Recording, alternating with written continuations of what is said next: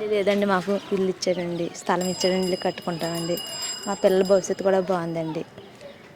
ఇంకా బాగానే ఉందండి. మేము జగన్కి వేస్తామండి ఓటు. ఎంత ఇచ్చారమ్మా నీ స్థలం? సెంట్ అనుకుంటానండి, గొల్లపురంలో మాది, గొల్లపురంలో ఇచ్చారండి. మరి ఇప్పుడు మీకు సెంట్ ఇచ్చారు, అది ఎందుకు ఆ సెంటు భూమిలో అసలు ఏమో ఇల్లు కూడా పడదు, సమాధి కట్టుకోవడం కూడా పనికిరాదని చెప్పేసి అంటున్నారు కదా తెలుగుదేశం వాళ్ళు. ఏమోనండి, మాకైతే ఇల్లు కట్టుకుని మాకు అసలు భూమి లేదండి, మాకు ఎంతో కొంత అనుకున్నామండి. మేము ఇల్లు కట్టుకుంటామండి.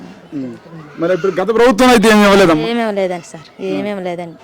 జగన్ ఆ స్థలం ఇచ్చాడు, మేమైతే జగన్కి వేస్తామండి ఓటు. మరి అసలు ఇంతకుముందు గత ప్రభుత్వం ఇలాంటి ఈ పథకాలు ఏమైనా ఇలాంటి మాకు ఏమీ తెలియదండి, మాకు ఇప్పుడేనండి మాకు తెలిసింది. ఇప్పుడే వచ్చినాయి పథకాలు? అవునండి, జగన్కి వేస్తామండి ఓటు. ఇంకేం వచ్చిందమ్మా స్థలంగా ఏమైనా పథకాలు వచ్చినాయి? పథకాలు ఏమి రాలేదండి, జగన్ అయితే ఇల్లు స్థలం ఇచ్చాడండి మాకు. పిల్లలకి డబ్బులండి, అమ్మఒడి. అమ్మఒడి వచ్చింది.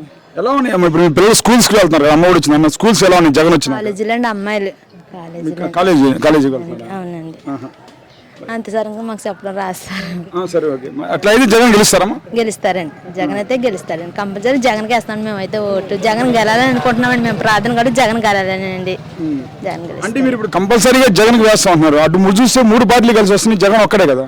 జగన్కే వేస్తాం మేము, ఏ 3 పార్టీలు వచ్చింది జగన్కే వేస్తామండి మేమైతే. ఓటు ఎవరికి వేయమండి, జగన్కే వేస్తామండి. ఇక్కడ ఎలా ఉందమ్మా? ఇక్కడ ఇప్పుడు పిఠాపురం నుంచి పవన్ కళ్యాణ్ పోటీ చేస్తున్నారు, గీత గారు వైసీపీ నుంచి పోటీ చేస్తున్నారు, ఎలా ఉంటుంది? జగనేనండి, ఇంకెవరికి వేయమండి ఓటు అయితే జగన్ వేస్తాం. మరి పవన్ కళ్యాణ్ సినిమా హీరో కదా? మేము ఎవరికి వేయమండి, హీరో అవునని ఇలా అన్నా మేము ఎవరికి వేయమండి, జగనేనండి మాకు. ఇళ్ళ స్థానం అస్సలు లేదండి, ఇళ్ళ స్థానం ఇచ్చాడండి జగన్, పిల్లలు డబ్బులు ఇచ్చాడండి, జగన్కి వేస్తామండి. మేము ఏదేమైనా జగన్కి వేస్తామండి. మరి నేను మంచి చేస్తానని చెప్పి వచ్చారు పిఠాపురం పవన్ కళ్యాణ్.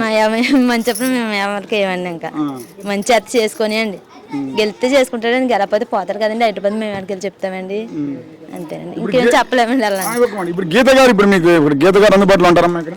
ఉంటారండి, ఇక్కడ కదా కాకినాడ కదండి, అందుబాటులో ఉంటారు. మీరు వెళ్తే చెప్పిన వెంటనే పని చేస్తారా? చేస్తారండి, చేస్తారు. ఓకే.